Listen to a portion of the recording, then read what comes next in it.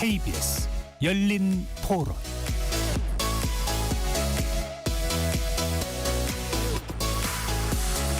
안녕하십니까. KBS 열린 토론 배종찬입니다. 대선이 중반으로 접어든 가운데 각 당 대선 후보들 서울과 경기 지역 곳곳을 누비면서 유권자의 절반이 몰린 수도권 표심 공략을 이어가고 있습니다.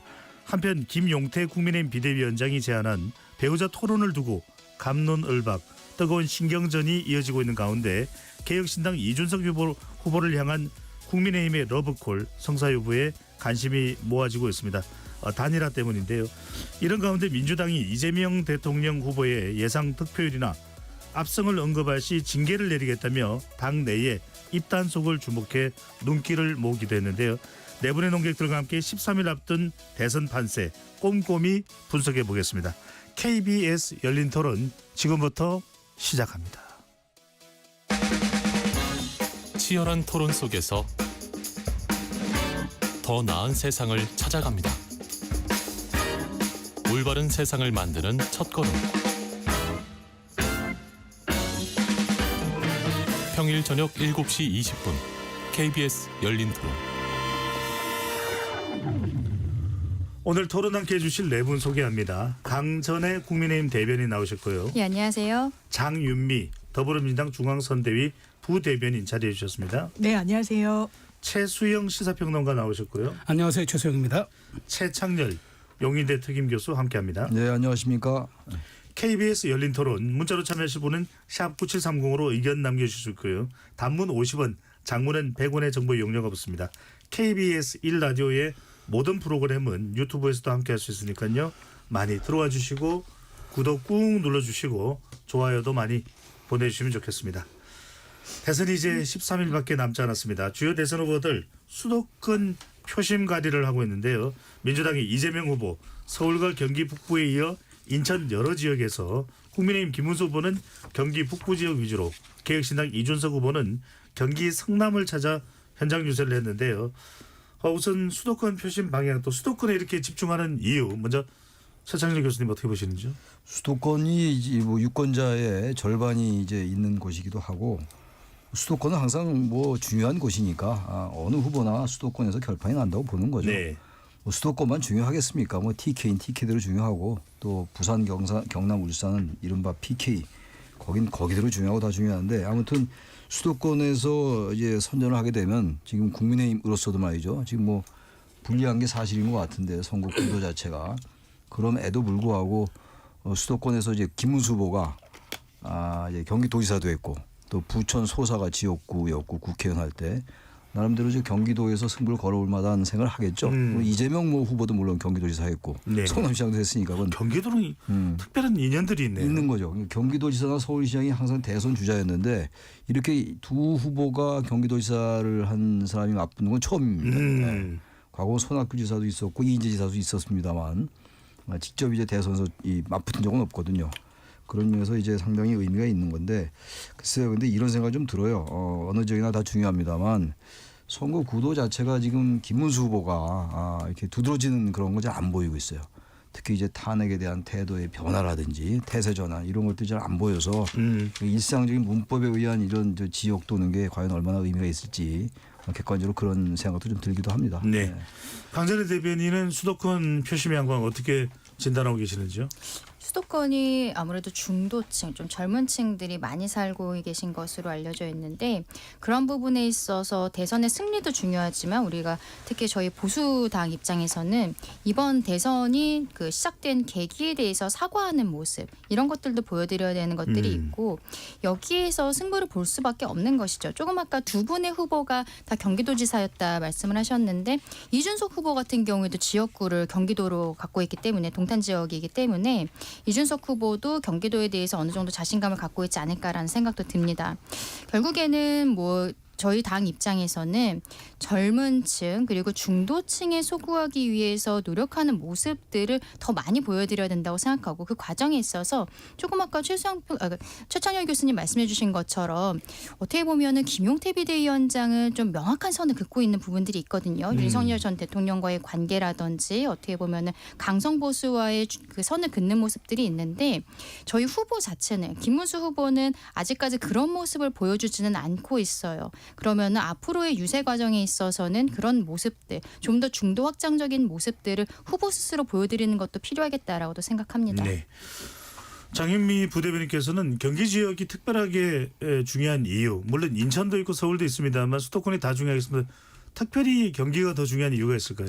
일단 그 두 후보가 뭐 이준석 후보도 이제 경기에 터를 잡아서 지역구 의원이긴 합니다만 둘 분 다 이 경기지사를 지내기도 했고 그렇다면 누가 더 이제 우월성이 있을 것인지 그리고 김문수 후보 같은 경우에도 본인이 좀 이뤘던 성과에 대해서 굉장히 좀 강조하는 이 선거 캠페인을 펼치고 있기 때문에 네. 이 상징성이 경기도가 아무래도 그 어느 때보다 그 역대 어느 선거 때보다 더 부각이 되는 부분이 있는 것 같고요. 또 민주당으로선 서울에 전력 질주할 수밖에 없습니다. 지난 대선 때 서울에서 좀 뼈아픈 패배를 안았고 그 당시에도 이제 30만 표 이상을 덜 받았는데 이게 14개 이 구에서 패배를 했단 말이에요. 그랬을 때 이게 상당히 민주당으로서는 이례적인 성적표였고 왜냐하면 이명박 전 대통령이 서울시장을 했었기 때문에 그때를 제외하고는 민주당이 기본적으로 좀 선전을 했었는데 이 부분에 대한 좀 반성 그리고 어떤 정책이나 이런 부분으로 좀 공략하기 위한 그런 채비를 해놨기 때문에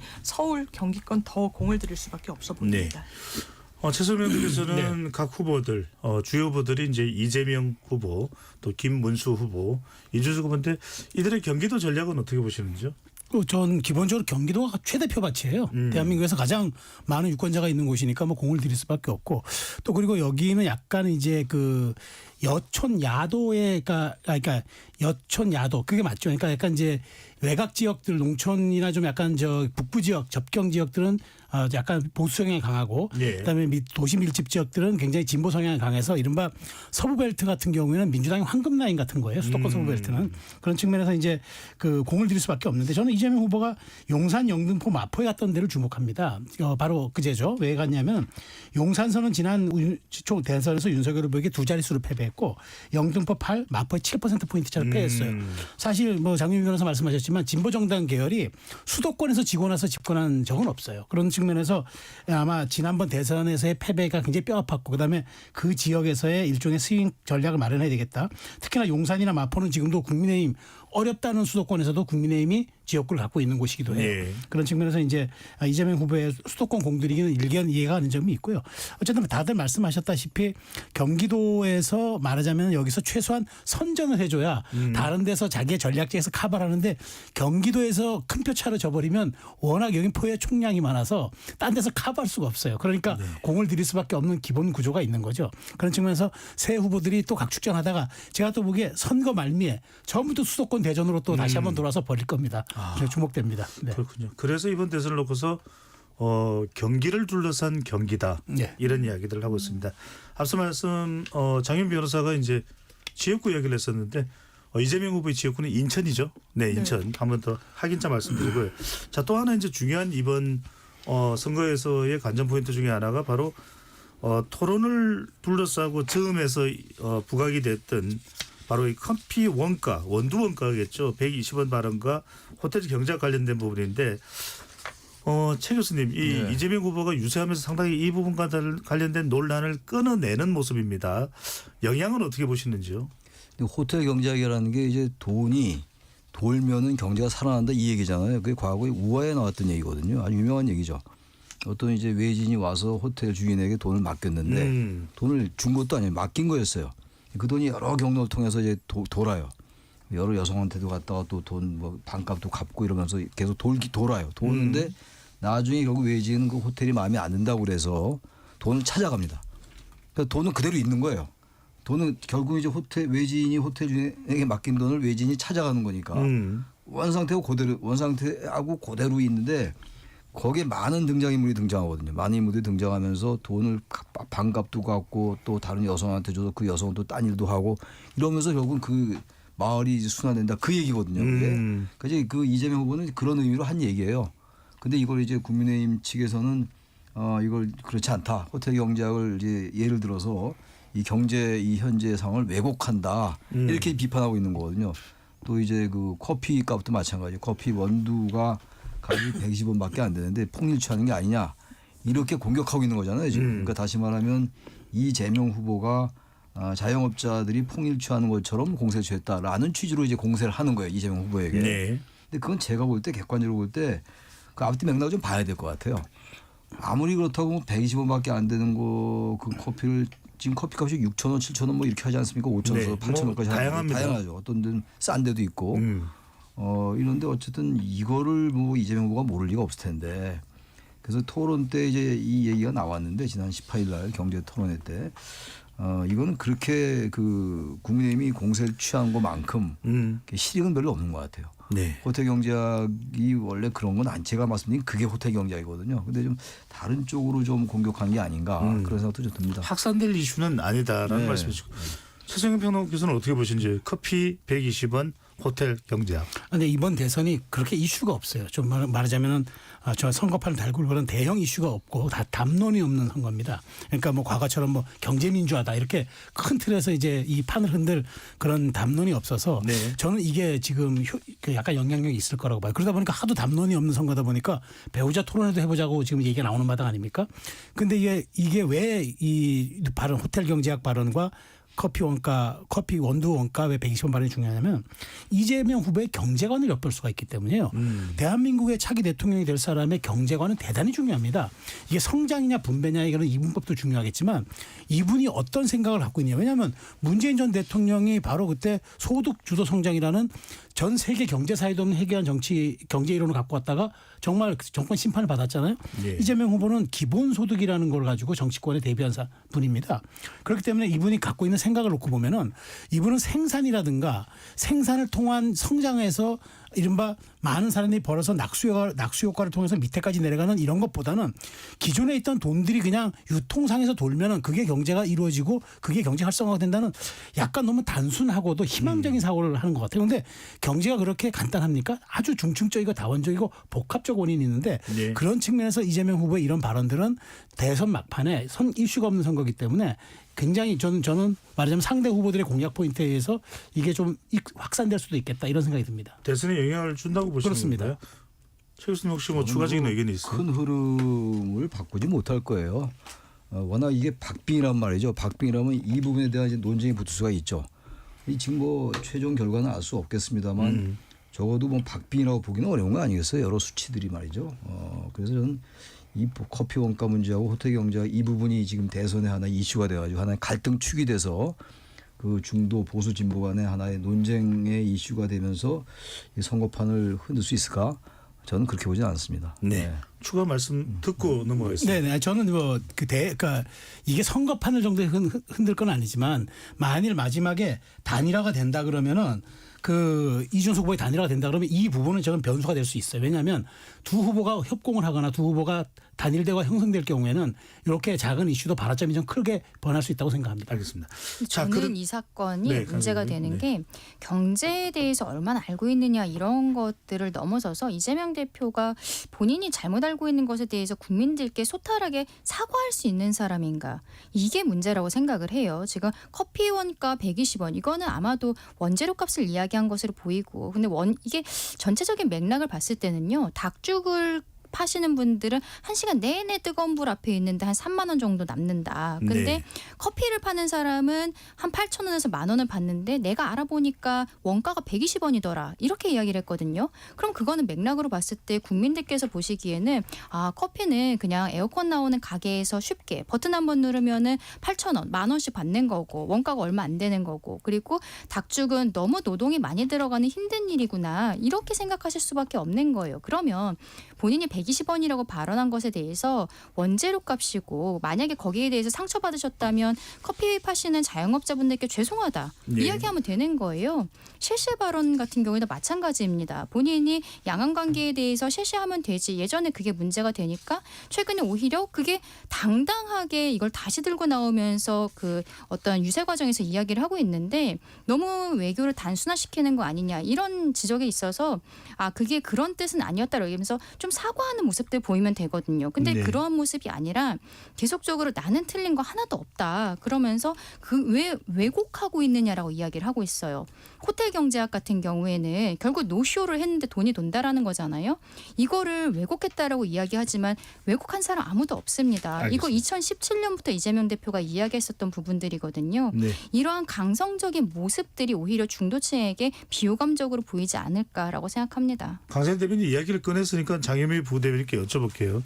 그럼 강찬 대변인은 사과해야 된다 이렇게 얘기를 하는데 장 부대변인은 어떻게 보시는지요? 저는 사과할 일은 아니라고 생각하고요. 이게 이제 재정론자들이 이야기하는 그 방점과 관련한 우화를 이야기하면서 호텔 경제 이야기가 나왔던 거고 이 커피 원가 120원은 한 언론에서도 팩트 체크를 했습니다만 본인이 과거에 2019년도에 본인의 발언을 차용해서 한 거예요. 2019년도에 커피 원가가 실제로 이제 120원 정도였다라고 하는데 어떤 맥락이냐면 이 이재명 성남시장 당시 성남시장의 큰 치적 중에 하나가 계곡을 정비했다라는 겁니다. 그런데 거기서 사업하시던 보통은 이제 식당을 운영하시니까 강변에서 백숙 같은 걸 파시는 분들이 많으셨는데 다른 출로를 마련해 드려야 되는 거예요. 정비가 됐으니까. 그러니까 그분들과 협의를 하는 과정 중에 커피 원가가 120원인데 더 이제 비싸게 팔 수 있는 그런 길이 있다라고 하고 그 당시에 또 이제 그 보좌를 했던 분 이야기를 들으니까 네. 실제로 뭐 베이커리나 커피숍 이런 쪽으로 가서 사업이 업종 변경을 해서 상당히 잘 되시는 이제 분들도 계시다고 하더라고요. 이제 그 맥락이 있었는데 국민의힘에서는 이제 맥락을 지우고 아마 저는 대파와 관련한 그 기시감이 드는 부분이 있습니다. 그것과는 완전 맥락이 달라요. 그거는 물가를 관리해야 되는 대통령이 대단히 아니란 물가 인식을 보여줬습니다. 총선에서 굉장한 역풍을 맞았죠. 그런데 이건 그 맥락을 완전히 앞뒤를 잘라먹고 정치 공세 수단으로 삼다 보니까 큰 반향이 없는 거라고 생각합니다. 네, 이야기를 조금 좁혀보겠습니다. 장현미 부대변인 질문으로 이어갈 텐데요. 민주당이 이재명 대선 후보의 커피 원가 120원 발언을 비판한 김용태 국민의힘 비상대책위원장을 경찰에 고발했는데요.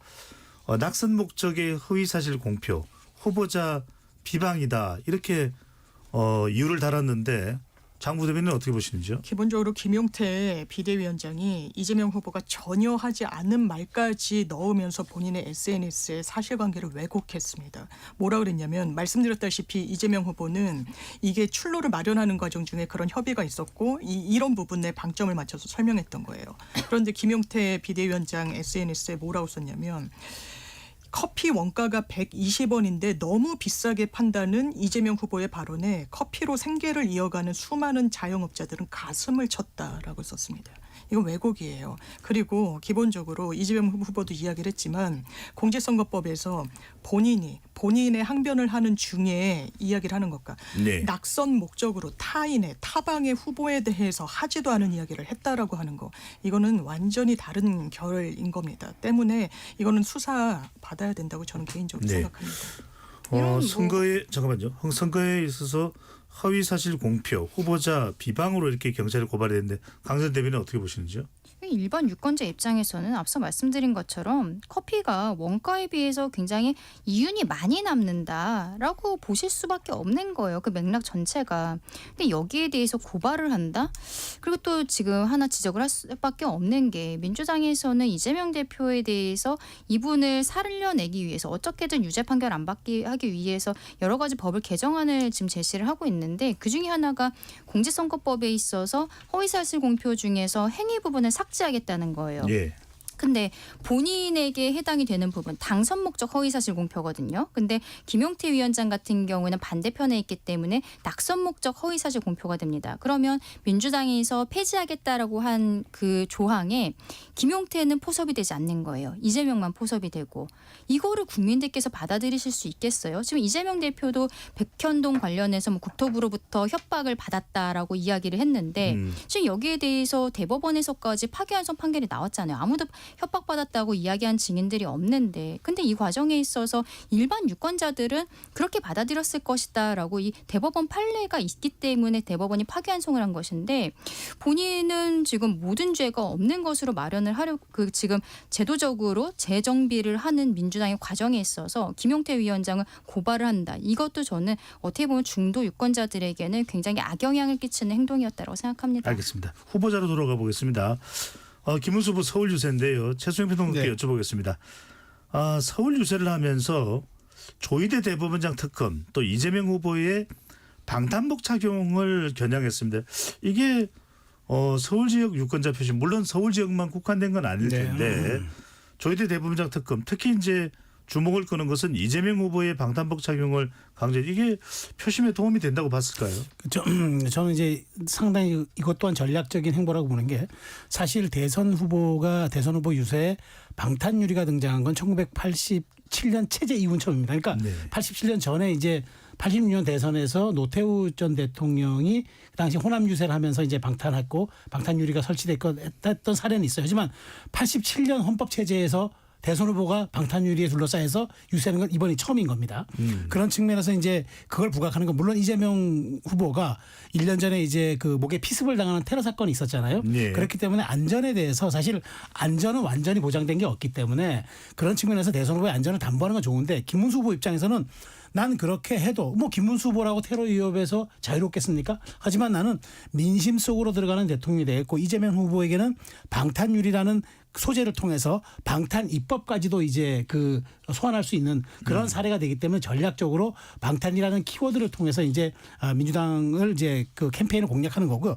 네. 그다음에 나는 대통령 후보에게 부여되는 경찰 병력의 경호도 최소화시켜서 6명만 남겨 다 돌려보냈다는 거 아닙니까? 그걸 통해서 나는 민심 속으로 들어가는 후보와 방탄유리 뒤에 있는 후보라는 구도 싸움을 통해서 뭔가 네. 중반의 분위기 반전을 꾀하는 전략이 아닌가 싶습니다. 알겠습니다. 최창현 교수께 여쭤봐야 되는데 사실관계만 잠깐 짧게 장현미 부대변인 확인하고 유세장 인근인가 그 장현미 부대변인 네. 총기류가 발견됐다고 하지 않았습니까?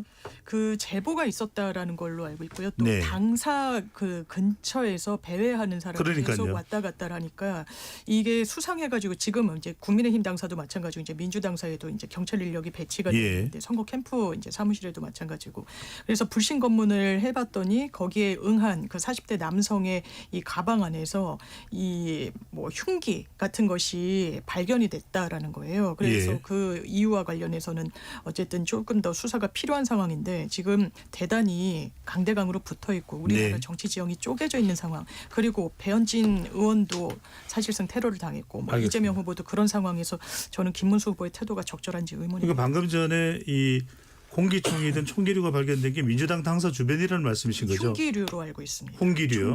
총기류요. 네. 이 흉기. 최 교수님 이 김문수 후보가 방탄복 착용 부분을 직격한 부분은 어떻게 보시는지요? 이거 저는 불필요한 얘기를 한 것 같아요. 지금 이재명 후보는 나름대로 지금 이 테러의 위협을 느끼는 것 같거든요. 지금 어쩜 본인이 테러를 당해봤고 그런 상황 속에서 계속 뭐 제보가 들어온다는 거 아닙니까? 근데 민주당이 제보가 전혀 들어오지 않는데 제보가 들어온다고 하지는 않을 것 같고 그러니까 실질적으로 이재명 후보나 민주당 측에서는 이게 대선 막바지에 새로운 정말로 예기치 않은 그런 불상사가 있을 수 있겠구나 생각하는 것 같아요. 그러니까 그렇지 않겠어요? 그러니까 방탄복도 있고 저는 방탄복 그다음에 방탄유리까지 등장하는 거 아니겠어요? 그래서 이걸 아주 왜곡해서 악의적으로 해석한다면 그런 방탄유리나 이제 방탄복을 입고 그런 부분들을 계속 유권자에게 노출시킴으로써 뭔가 핍박받는 그러한 정치인 뭐 그런 이미지를 강화시키려 한다. 이렇게 해석은 가능하겠죠. 예. 악의적으로 왜곡한다면. 근데 제가 볼 때 그런 것 같지는 않거든요. 실제로 테러도 당해봤고 계속 그런 식의 협박이 있는 것 같고 말이죠. 이렇다면 당연히 위협을 느낄 수 있어요. 근데 그거 상대방 후보가 자신이 안 한 것만인 것이지. 그걸 나는 이렇게 점퍼 내리면서 이렇게 방탄복 안 입었다.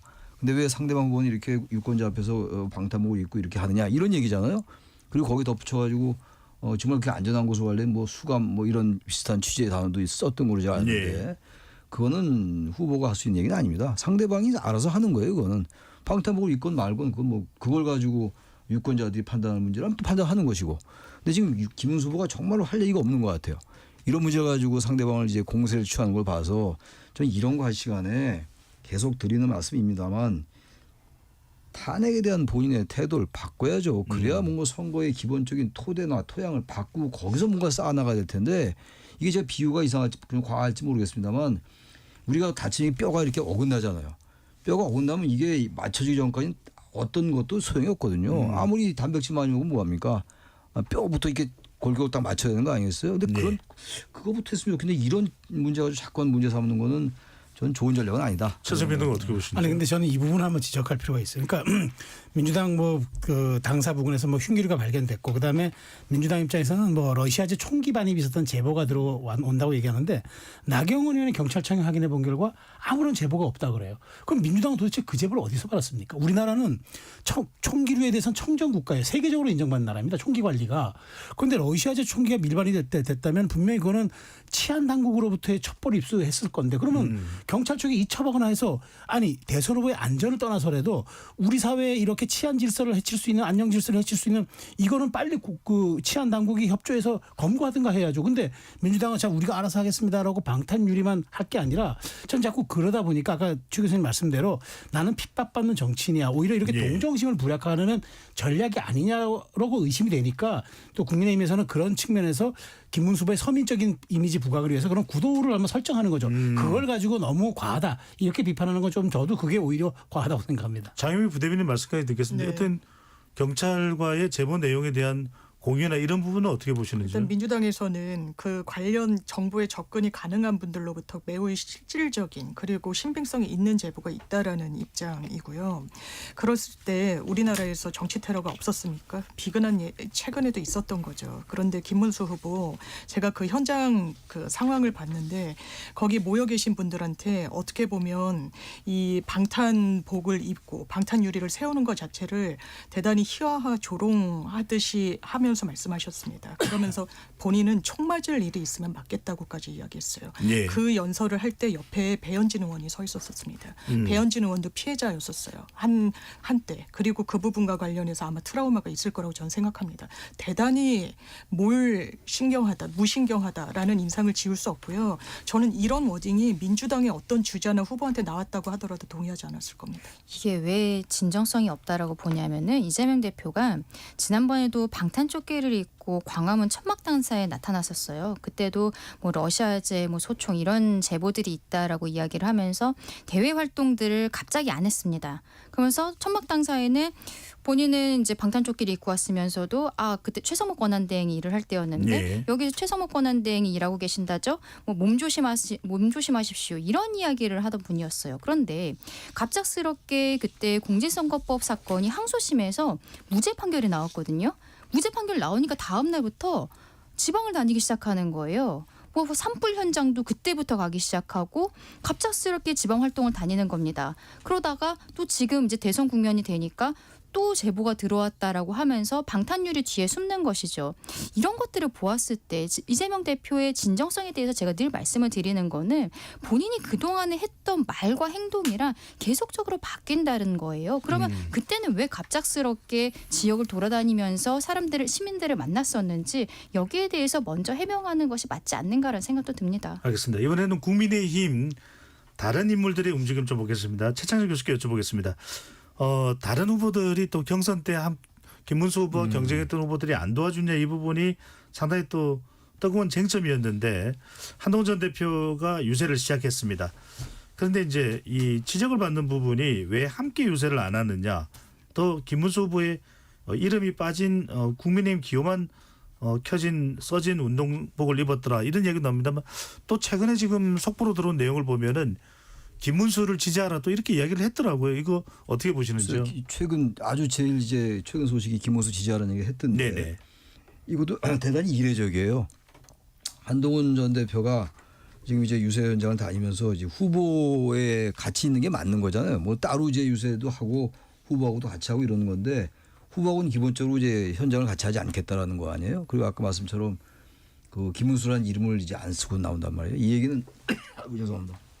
이 얘기는 한동훈 전 대표가 요구한 게 있잖아요. 네. 계엄에 대한 분명한 태도 반대 그리고 윤석열 부부와의 절연 그리고 극단적 세력, 극단 세력 강성 우파로 표현되든 뭐 극단 세력과의 결별 이런 것들을 요구했는데 계엄에 대해서는 사과를 했죠. 김문수 후보가 예. 뭐 적극적이건 소극적인 의미건 사과는 했고 근데 윤석열 전 대통령 부부와의 결연이라든지 극단 세력과의 결별이라고 보기는 어려울 것 같아요. 최근에 여러 가지 상황으로 볼 때 네. 해프닝이긴 했습니다만 정호용 전 특전사령관을 위촉한 해프닝이 있었고 또 김계리 변호사 입당이가 있었는지 그건 뭐 잘 정확히 모르겠고요. 이런 상황들. 게다가 또 김문수 후보 스스로가 출마 선거 시작한 날이었나요? 그때 제가 기억하기로는 박근혜 전 대통령이나 윤석열 전 대통령이 네. 헌법재판소에서 전원일체 판결을 받은 것, 파면된 것 이건 공산주의 국가에서 있을 법한 일이다. 이런 취지 얘기를 했어요. 김정은, 시진핑을 거론하면서 이런 걸로 볼 때 김문수 후보의 그런 인식이 그건 김문수 후보의 뭐 인식의 문제니까 자유의 생각이에요. 근데 한동훈 전 대표가 볼 때는 그런 후보하고 같이 하기 싫은 거예요 지금. 뭐 제가 아주 솔직하게 얘기를 하면 한동훈 전 대표가 볼 때 잘 이길 것 같지도 않고 대선에서. 이건 저희 완전히 추론이에요. 저희 네. 소설인데 이길 것 같지도 않고.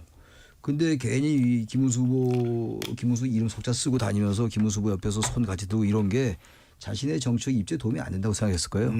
명분도 별로 없고 자기가 세 개를 요구했는데 거기에 대해서 적극적으로 반응하지 않았잖아요. 예. 그러니까 김문수 후보로서는 한동훈 전 후보로서는 전 대표로서는 김문수 후보와 같이 하는 데에 대한 명분이 없어요. 별로 지금. 그 반대로 혼자 따로 자신의 정치를 하는 거에 대한 명분이 생긴 거예요. 그러니까 이거는 뭐 전 한동훈 전 대표의 그것이 정치인으로서 맞닥뜨리다라는 측면보다도 예. 김문수 후보가 자초한 거예요. 알겠습니다. 제가 계속 말씀드리는 게 기본 토양을 닦아 놓고 건물 지어야 될 거 아닙니까? 그게 안 되니까 이 당내에서 이 단일 대우도 안 되고 화학적 결합도 안 되고 계속 이런 식으로 가는 겁니다 지금. 예.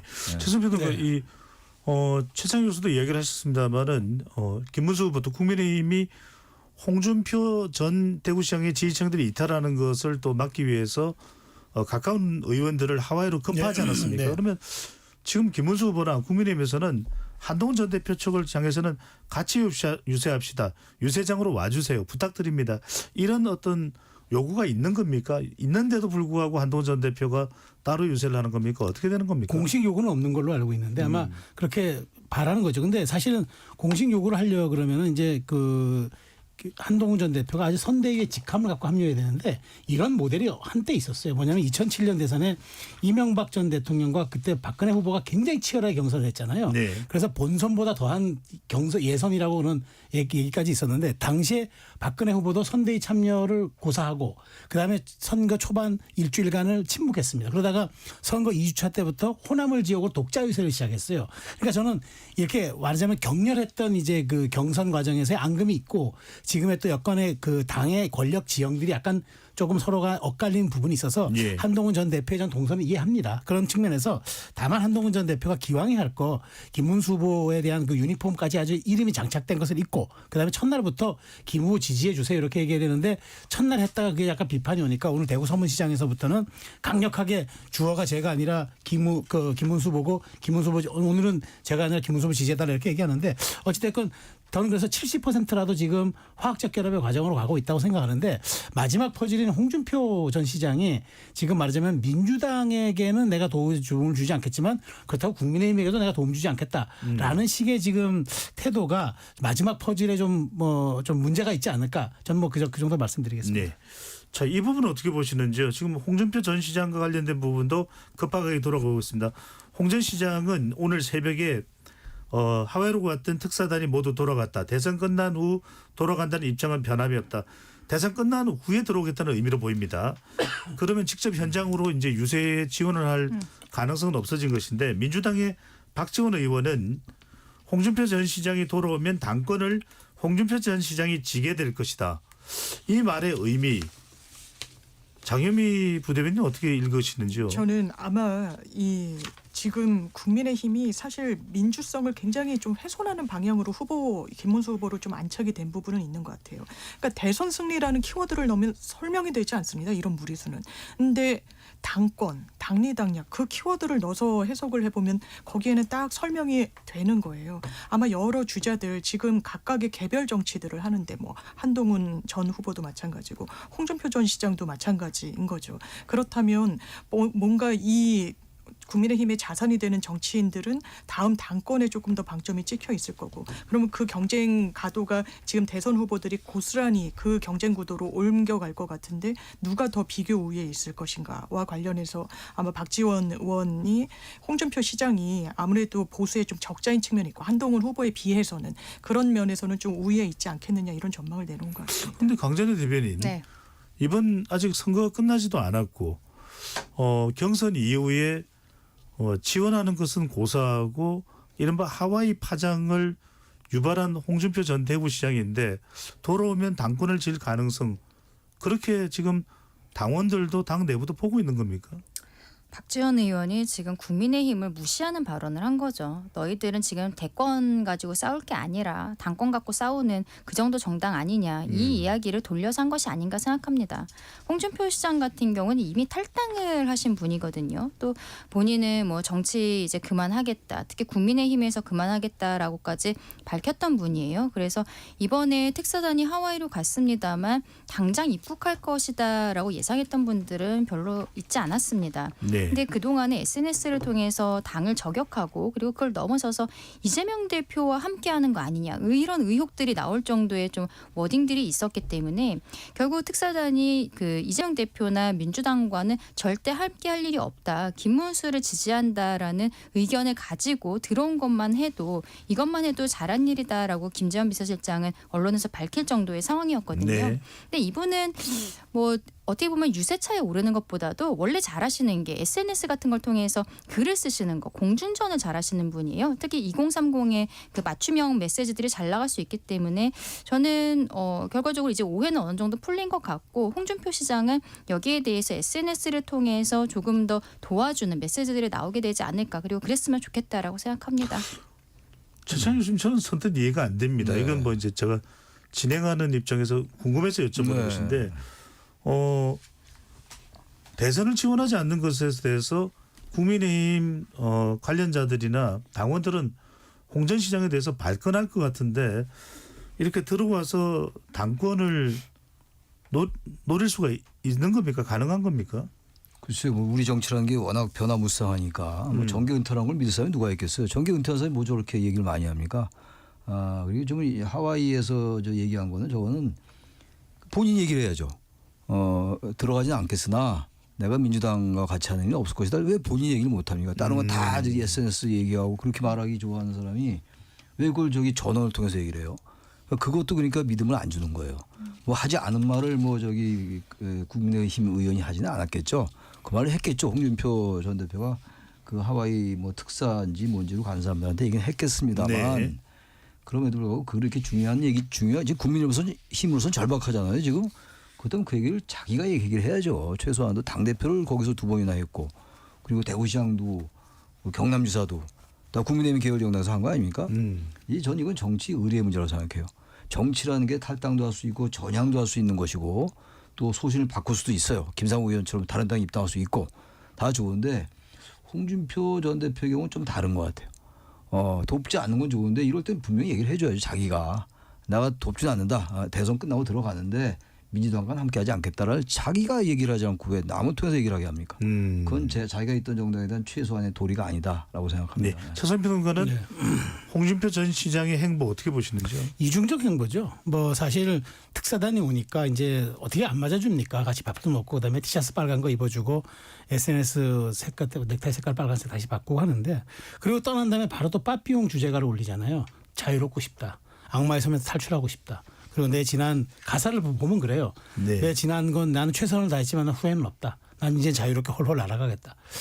그 해석을 낳는 글 아닙니까? 그러니까 저는 그거는 특사단이 가서 저도 제가 선방한 거는 민주당 이재명 후보와의 연대선은 제가 보기 차단한 것 같아요. 그리고 이제 김문수 후보를 중심으로 어쨌든 이번 대선 지지해달라 정도의 메시지만 의도왔고 그 이상은 없는 것 같아요. 그러니까 사실 그런 측면에서 저는 정치 원로고 그다음에 사실 보수 진영의 입장에서 보면 어른인데 과연 그게 어른다운 처사인가. 그다음에 뭐 나중에 정치 지형이 어떻게 변하든 간에 내가 탈당했기 때문에 내가 지금 다시 선대에 들어가서 하는 건 뭐 좀 어렵지 않겠느냐.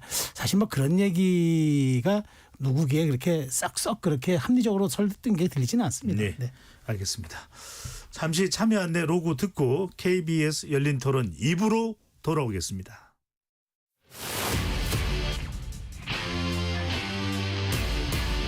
토론에 정답은 없습니다. 토론이 세상을 바꿀 수도 없습니다. 하지만 질문은 새로운 세상을 만들 수 있습니다. 질문으로 올바른 세상을 만드는 첫걸음 KBS 열린 토론.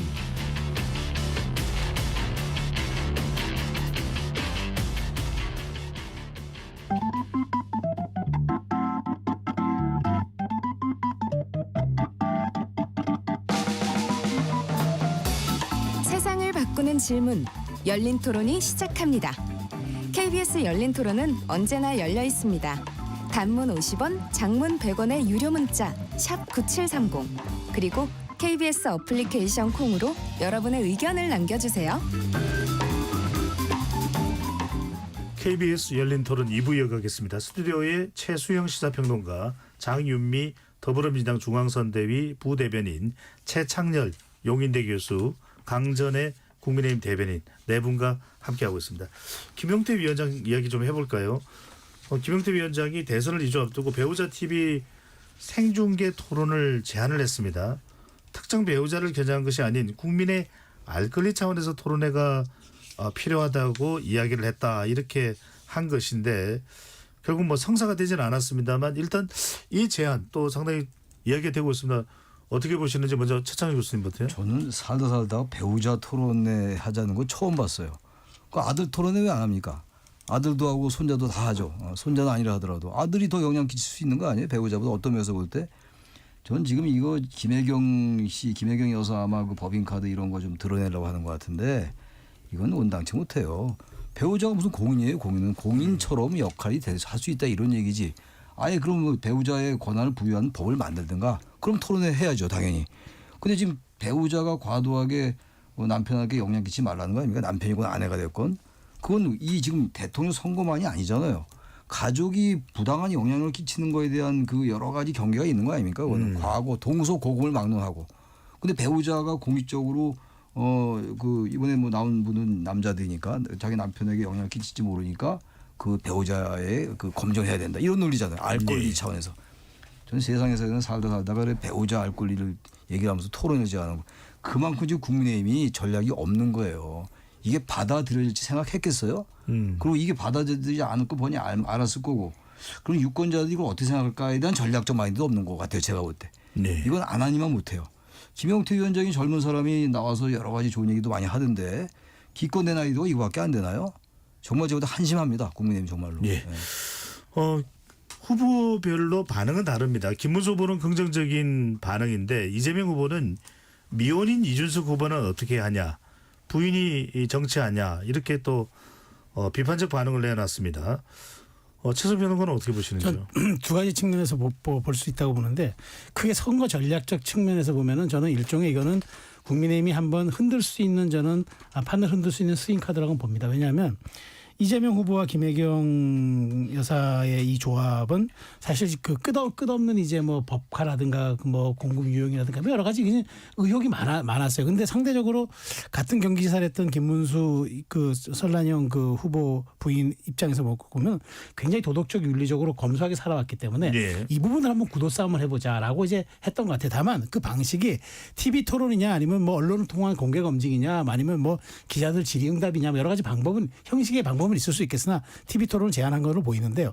그래서 저는 선거 전략적으로는 괜찮다고 봤는데 조금 들어가 전술적으로 보면 지금 단일화가 가장 큰 이슈잖아요. 근데 이게 이준석 후보를 자극할 수 있는 것 아닙니까? 그래서 한간에서는 그럼 이준석 후보는 엄마가 나와야 되냐 토론에 이런 얘기를 하는 거예요. 예. 그러니까 이게 그 제가 보기에 흔들 수 있는 전략적으로 우리가 이렇게 다루니까 이렇게 대선 토론에서도 다룰 정도의 전략적 카드는 되고 국민들에게 약간 그건 있을 수 있어요. 잠깐 예. 그 뭐랄까 그럴 수 있지. 왜냐하면 전에 김 여사에 대한 문제도 있었고 그다음에 이제 또 하나는 그 배우자가 법률적으로 공인은 아니지만 공적인 역할을 하는 건 분명하기 때문에 우리가 한번 알아는 보자라는 그런 공감을 형성할 수 있는데 이게 조금 전술적으로는 좀 부족하지 않나 싶어요. 김영준 비대위원장은 이 김혜경 여사와 설란진 여사 사이에 뭐 양자 토론을 의미하는 것일 수도 있는데 네.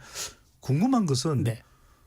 김 비대위원장의 의미와 의중은 네. 그렇게 토론을 했을 때 설란영 여사를 통해서 지지율에 김문수 후보 지지율에 더 보탬이 된다 이렇게 판단인가요? 그렇죠. 그러니까 지금 김문수 후보 지지율이 표현대로라면 박스권에 갇혀 있으니까 이걸 돌파하는 건 후보 힘도 좋지만 그 부부가 갖고 있는 삶의 궤적도 괜찮겠다 싶어서 그래서 꺼내든 카드라고 저는 생각을 합니다. 네. 민주당은 이런 지하에 일축했습니다.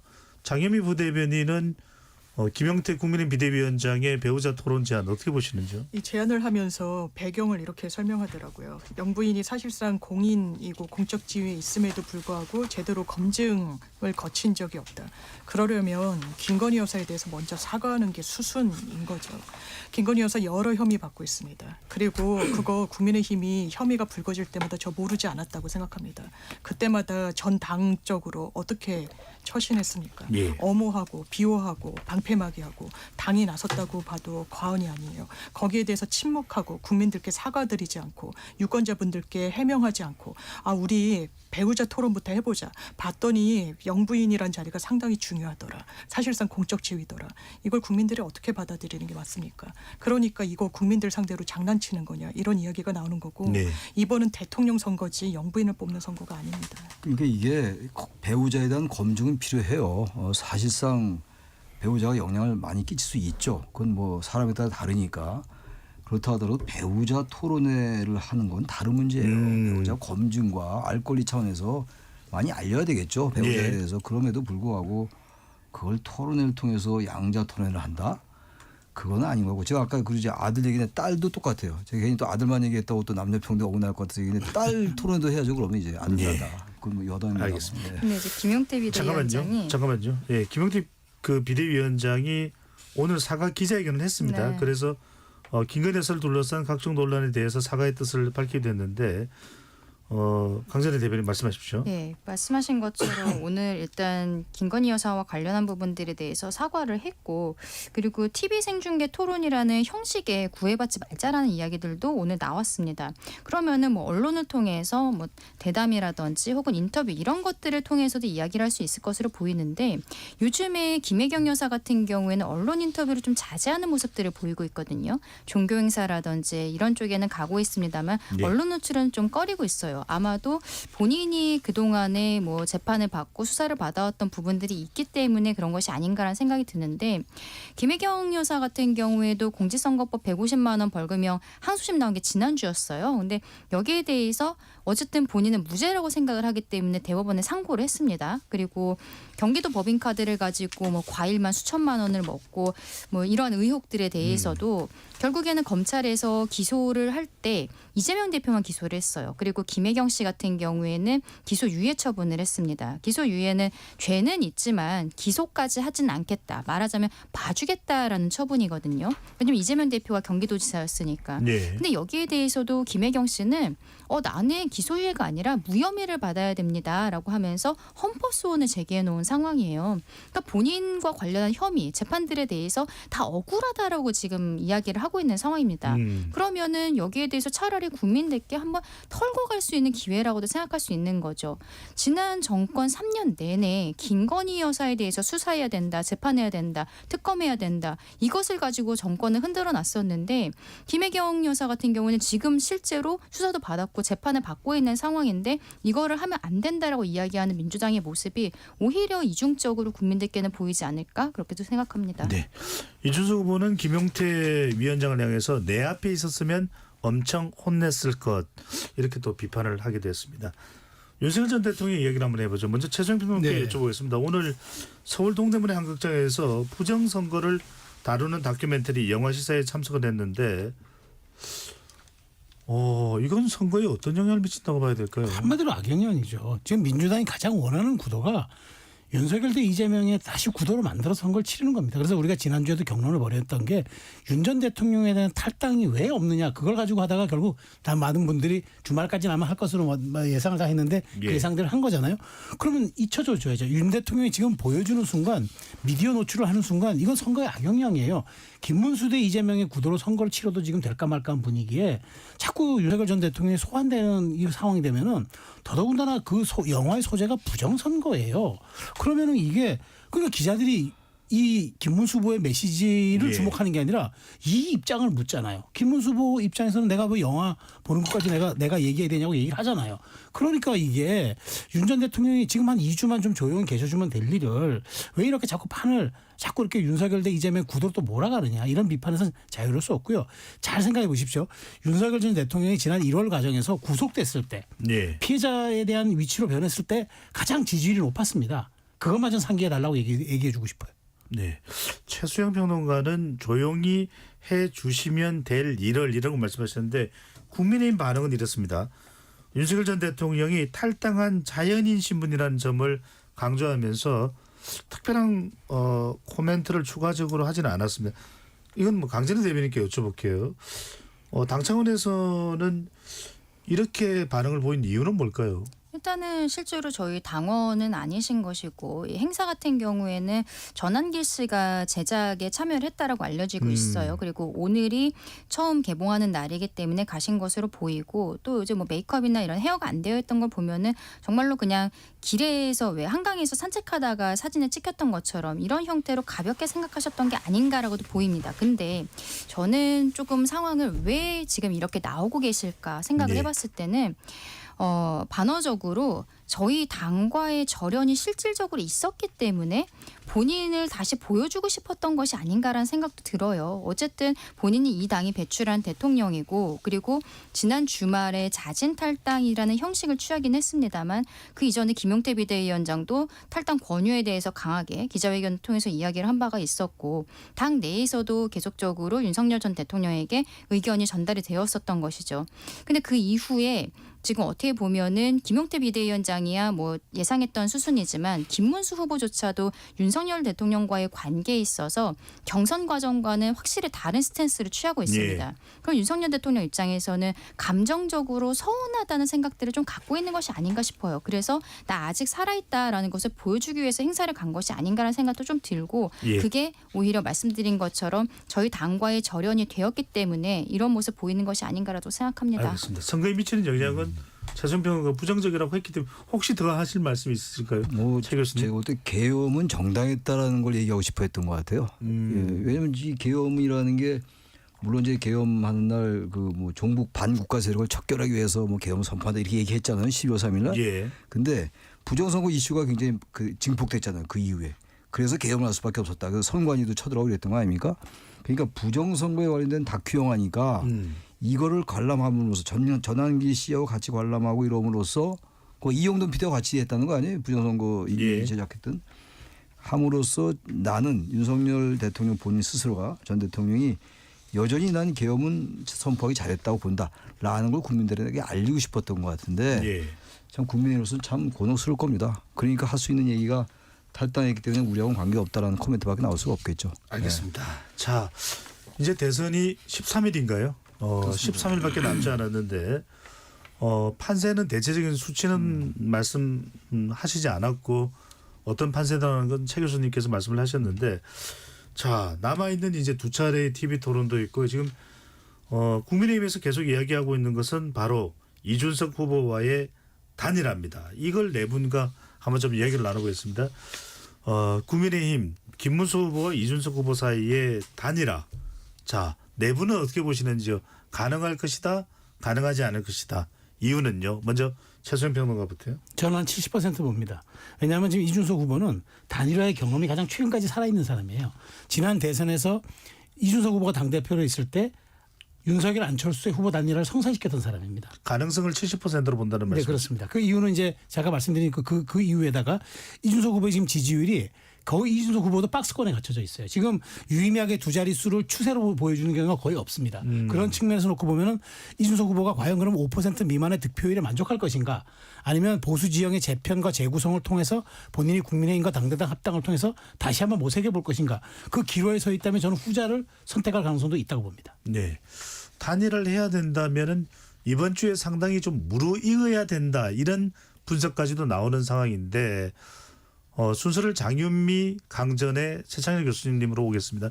장윤미 부대변인은 어떻게 보시는지요? 일단 기본적으로 단일화가 되기 위해선 여러 제반 조건이 필요한데, 단일화를 하고자 하는 두 주자의 지지율을 합쳤을 때 선두 주자를 꺾을 그래도 기미라도 보일지, 아니면 가능성이 좀 높다 할지, 그리고 두 후보 중에 이 김문수, 이준석 두 주자의 지지율이 좀 비등비등해서 단일화 효과가 한 명이 정말 정치적인 양보를 크게 하는구나, 이런 시너지를 낼 수 있을지, 이제 여러 조건이 있을 텐데 그게 좀 무르익지 않은 부분이 일단 1차적으로 넘어야 될 산인 것 같고요.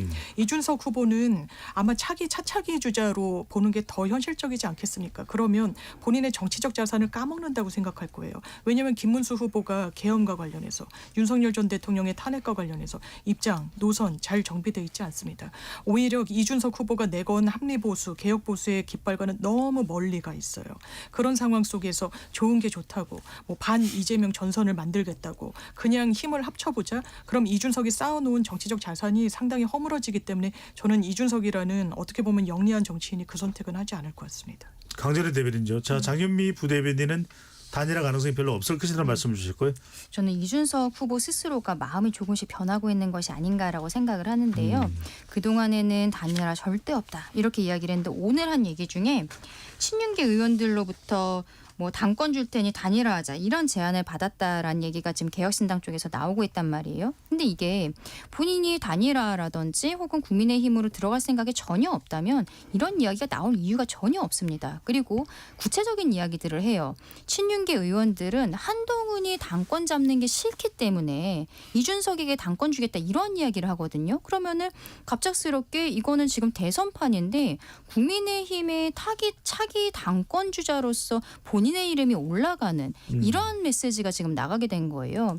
그러니까 지금 결과적으로는 조금 아까 장 변호사님 말씀해 주신 것처럼 일단은 김문수 후보의 지지율이 더 올라가야겠죠. 그래서 이준석 후보와의 단일화를 하는 게 유의미한 상황이 됐을 때가 돼야 되고, 이준석 후보 입장에서는 10%를 넘지 못하는 상황들이 지속되게 된다면 이게 제가 개혁신당의 현재 뭐 재정 상황은 모르겠습니다만 신생정당이기 때문에 그 국고 보조금이 없다면 이것을 혼자서 감당을 해낼 수 있을 것인지 이자만 해도 굉장할 것으로 보이는데, 이러한 현실적인 문제들이 있어서 이준석 후보와 이제 개혁신당 측에서 오늘 당권, 국민의힘 당권에 대한 이야기가 나온 것이 아닌가. 그래서 이번 주말 정도까지 여론조사 추이를 보면은 긍정적으로 바뀔 수도 있겠다라고 생각합니다. 강전의 대변인은 가능성이 있을 것으로 보시는 예. 거죠. 최창일 교수님 어떻게 보십니까? 저도 단일화요? 가능성이 전혀 없을 것 같지는 않아요. 가능성이 전혀 현실적으로 가능성이 전혀 없지는 않은데, 여전히 결국은 쉽지 않을 것이다. 그 이유가 명분과 실리예요. 명분이 별로 없잖아요. 명분이 지금 이준석 지금 후보가 얘기하는 게 개헌과 탄핵에 대한 거 전혀 다르잖아요. 지금 이준석 후보는 아주 일관되게 개헌에 대해서 반대했고 탄핵에 대해서 찬성했어요. 근데 지금 전혀 국민의힘의 김문수 후보는 그렇지 않거든요. 예. 일단 정치인으로서 명분이 없다고요. 그다음에 명분이 조금 없다 하더라도 실리가 있으면 그걸 무릅쓰고 하겠는데, 뭐 다들 말씀하셨습니다만 이 영 지지율 합쳐도 뭐 승리할 것 같지 않으면, 현재로서는 좀 그렇게 보여요. 앞으로 또 뭐 모르죠. 13일 동안 무슨 변화가 있을지 모르겠습니다만, 그런 상황 속에서 실익도 없고 명분도 없으면 무엇을 가지고 과연 단일화를 할까? 앞으로 이제 마흔인데, 이제 마흔인 정치인이 과연 이렇게 해서 국민의힘이 저 정말로 어떻게 보면은 정말 대책 없이 정말 수구적으로 가는 퇴행적인 모습을 보이고 있는데, 현재는 말이죠. 예. 그런 정당 가서 과연 할까? 제가 볼 때 안 할 가능성은 없다. 단지 그러나 이게 정치공학이라는 얘기이기 때문에 막판에 또 당권 욕심이 생기고 어쩌고 그러다 보면은 가능성은 전혀 배제 못하는데 여전히 쉽지 않을 것이다. 그렇게 네. 말씀드립니다. 일각에서 이야기되고 있는 사안이라서 여쭤보겠습니다. 이 단일화가 참 쉽지는 않은데, 이준석 후보의 단일화, 또 김문수 후보의 입장에서 단일화에 영향을 줄 수 있는 인물이 누구냐는 질문에서 박근혜 전 대통령의 이름이 거론되고 있습니다. 이 지점은 어떻게 보시는 거죠?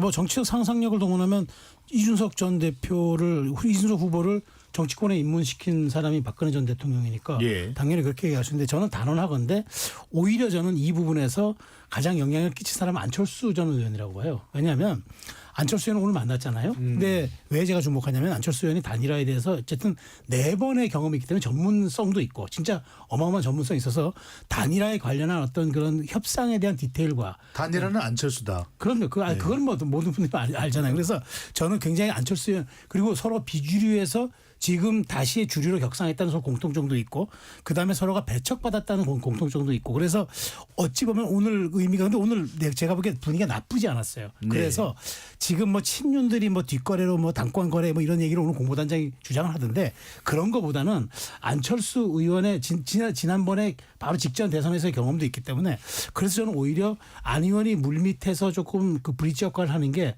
오히려 더 효율적인 단일화 전략을 수립하지 않을까 저는 그렇게 생각합니다. 최 교수님이 어떻게 보시는지요? 김문수 후보 또 이준석 후보의 단일화에 안철수 영향설 또 박근혜 영향설 어떻게 보시는지요? 그럼 이준석 후보가 뭐 그 영향 받겠어요? 그 혼자서 자기 플레이를 많이 한 사람인데 이제 와서 박근혜가 언제 때 박근혜입니까? 그 당시 이제 박근혜 전 대통령 퀴즈로 들어왔다는 건데 이준석 후보가 지금 대선 후보가 된 정도예요. 나이도 40이고. 근데 자신의 정치적 생명과 자신의 인생에 걸린 문제인데 글쎄요 특정 정치인의 말을 들을까요? 제가 볼 때 박근혜 전 대통령이나 안철수 의원의 영향은 미미할 것이다. 저는 그렇게 봅니다. 네. 자, 지금 대선 이제 13일 정도밖에는 남지 않았다. 또는 보는 시각에 따라서는 13일은 남아 있다. 이렇게 또 볼 수도 있는데 자, TK, PK 판세입니다. 따로 뭐 수치는 말씀드리지 않겠습니다만 상당히 이 영남권을 이재명 후보도 공략하면서 이준석 후보도 대구 경북을 방문하기도 했고요. 상당히 이 경북 대구 또 PK 부산 울산 경남의 판세를 점칠 수 없다 이런 이야기도 나오는데 이재명 후보로서는 50%대 득표를 하기 위해서는 동진 전략 영남권 공략이 필요하다는 것이고 김문수 후보는 어쨌거나 사수를 해야 되는 지역이 또 영남권이긴 하는데 장유미 부대변인 네. 이재명 후보의 이 영남권 공략 어떻게 민주당은 보고 있는지요? 이재명 후보의 고향이 일단 TK 안동이고 본인의 선산이 있는 곳도 그렇습니다. 애정을 가질 수밖에 없고 태생이 또 그곳에 뿌리가 닿아 있고 그런데 지난 대선에 대구 경북 지역에서 20% 초반대였어요. 윤석열 전 대통령 더블 스코어가 아니라 3배 정도 차이가 났습니다. 그런데 지금 대구 경북 분들 분위기 조금 심상치 않다 이런 이야기들을 국민의힘 분들께서도 하고 계시죠. 왜냐하면 전적인 지지 보내주셨습니다. 윤석열 전 대통령이 지지율 침체 겪을 때마다 정치적 위기 때마다 대구 내려가고 서문시장 가서 시민들 만나서 기 얻어왔는데 그 결과가 어떻습니까? 완전히 사실상 홀대했다고 보는 게 맞을 겁니다. 네. 전적인 지지에 대해서 시민을 무시하는 불법 계엄으로 이렇게 응대한 대통령에 대해서 이제는 회초리를 들어주실 때가 됐다. 그 부분을 민주당이 파고드는 전략인 것 같습니다. 네. 가재리 대변인은 영남권 판세 어떻게 보시는지요? 영남권에서는 이재명 대표가 최근에 뭐 여러 가지로 좀 공을 들인 부분들도 있겠습니다만 저희 당내 상황에 대해서 그동안 많이 실망을 하셨던 것 같아요. 경선과 특히 그 이후에 한덕수 후보와의 그 단일화 과정에 있어서 굉장히 실망스러운 것이죠. 이번에 조기 대선이 이루어진 이유 자체도 윤석열 전 대통령의 파면이 되었었던 것이고 저희가 사과하고 하나로 뭉쳐서 해도 진짜 쉽지 않은 상황인데 당내가 오히려 더 외부보다도 분란스러웠던 부분들에 대한 실망감 이런 것들이 이재명 대표를 보시는 쪽으로 가지 않았을까라고 생각을 합니다. 네. 또 PK 같은 경우에는 좀 중도층의 표심들이라고 생각을 하는데 지난 총선 과정에서 국민의힘은 실상 수도권에서는 굉장히 어려웠지만 PK 지역에서는 또 대승을 거뒀었거든요. 근데 최근에 PK 지역도 다시 또 이재명 대표를 보고 계신 것은 이게 저희가 그동안 윤석열 전 대통령과의 관계를 정리하지 못했던 부분들이 있어요. 근데 이제서야 그것들이 정리가 되고 있고 특히 오늘 같은 경우에는 김용태 비대위원장이 김건희 여사에 대해서까지도 사과하는 모습들, 전향적인 모습들이 나오고 있거든요. 예. 그러면은 여기에 대해서 PK 지역의 중도층 표심도 저희를 다시 한번 봐주실 것이다. 저희는 어쨌든 지금으로서는 좋지 않은 판세라고 생각합니다만 치고 올라갈 일만 남았다라고 생각합니다. 최창희 교수는 이번 대선에서의 영남권 판세 어떻게 보시는지요? 지난 대선 때 20대 대선과는 많이 다를 것 같아요. TK 확실히 그 나타나고 있는 거 아니겠어요? 그러니까 지금 이제 민주당은 최소한도 30% 이상을 얻자. 대구 경북 지역에서 그런 목적인데 지난 대선 때 아까 말씀처럼 20% 초반대였거든요. 윤석열 후보가 거의 70%를 받았고, 근데 TK 지역이 근데 막판에 가서 기권을 많이 할 수 있을 것 같아요. 이재명 후보에 대한 그 투표보다 적극적인 투표보다는 도저히 김문수 후보는 못 찍겠고, 그 김문수 후보의 또 정치적 고향은 경기도예요. 아까 말씀들 나눴습니다만. 그러면서 볼 때 게다가 어쨌든 김문수 후보가 바뀌어야 돼요. 김용태 위원장이 아무리 전향적인 메시지를 내고 윤 대통령이 탈당을 하고 그래서 관계가 정리된다고 합니다만 김문수 후보가 이런 걸 정리를 해줘야 되는데 그걸 못하고 있잖아요. 그러니까 김문수 후보에 대해서는 여전히 신뢰할 수 없는 거예요. TK에서. 그렇다면 이재명 후보를 찍긴 찍어야 될 텐데 막판에 가서 과연 그분들이 투표장에 가서 이재명 후보를 찍겠느냐. 그건 좀 별개인 것 같아요. 네. 서술 평론가는 영남급 판세. 여기는 국민의힘으로서는 상당히 아픈 지역이 될 수도 있는데요. 저는 TK에서는 막판 지지층 결집 때문에 거의 제가 보기에 이재명 후보가 30% 득표율을 돌파할까 말까 정도가 그 관식을 해야 될 것 같은데 제가 주목하는 부분은 PK입니다. PK는 전통적으로 사실 약간의 그 스윙하는 이제 그런 표심도 보였는데 지난번 문재인 전 대통령, 그러니까 그 윤석열 전 대통령과 이재명 후보가 붙었을 때 PK에서 문재인 전 대통령과 박근혜 전 대통령이죠. 그때 한 100만 표 차이가 났었어요. 그때 차이가 나는 게 거의 그게 흡사한 게 PK에서 났단 말이죠. 그러니까 문재인 전 대통령 당시에 이제 PK가 거기가 이제 거점이었기 때문에 상당 부분 약진을 했단 말이에요. 예. 그런 측면에서 제가 보기에 PK가 저는 이번 그 향방에 그러니까 수도권과 이런 쪽은 어느 정도 예측이 되는데 PK에서 저는 승부가 갈릴 표가 나올 수가 있다니까 김문수 후보가 최소한 거기에서 기존 표를 얻을 정도까지만 하면은 조금 모르겠으나 PK에서 사수가 안 되면 제가 보기에 이번 대선은 좀 어려울 수도 있다는 생각이 듭니다. PK가 더 중요할 것이다. 장윤 부대변인 이렇게 여쭤보겠습니다. 지금 판세에 대해서는 그래도 이재명 후보 민주당이 상당히 유리한 국면 아닌가. 민주당이 이재명 후보가 이렇게 했는데 당 차원에서는 연설, 인터뷰, 방송 등에서 예상 득표율과 낙승, 압승, 선거 결과에 대한 발언을 금지하고 이를 어길 시에는 징계를 포함해 반드시 책임을 묻겠다. 그러니까 주의도 아니고 징계를 하겠다. 이건 어떻게 받아들여야 될까요? 아마 낙승, 압승은 팩트도 아니기 때문에 그런 것 같습니다. 기본적으로 국민의힘 분들도 많이 말씀 주시지만 샤이 보수, 샤이 김문수 없다고 할 수 없습니다. 계속 상승 추세에 있는 부분이 있고 대한민국은 제3지대에 눈길을 돌리기보다 유권자들이 항상 모든 선거에서 다 양쪽으로 초결집했었어요. 박근혜 전 대통령 탄핵으로 보수 진영이 상당히 어려웠던 선거에서도 홍준표 당시 후보 3위 하는 거 아니야? 라고 했지만 아니요. 2위였습니다. 이런 부분과 관련해서 압승, 낙승은 팩트도 아니고 지나친 낙관론이다. 이렇게 생각합니다.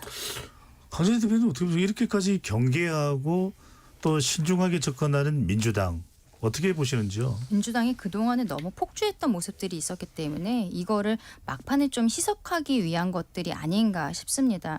최근까지도 실상 압승, 낙승 이런 것들을 많은 분들께서 이야기를 하셨는데 그런 것들이 뭐와 연결이 되냐면 최근에 민주당이 보여주고 있는 사법부에 대한 겁박 이런 것들과 함께 붙었을 때는 공산주의적인 것이 아니냐 이런 지적이 나올 정도로 너무 과도하다라는 것들이 있었거든요. 근데 그런 뭐 지금 공직선거법을 개정한다거나 형사소송법을 개정한다거나 대법관을 100명으로 늘린다거나 뭐 탄핵을 한다거나 이런 것들이 본인들이 압승, 낙승 이런 단어를 쓰면서 그런 이야기를 하기 때문에 더 국민들께 이게 두려움으로 다가오는 부분들이 있었던 거예요. 알겠습니다. 그런 것들이 있기 때문에 지금 말조심을 하라라고 지시가 내려간 것이 아닌가 생각합니다. 네, 유권자들의 마음은 어디로 움직일지요.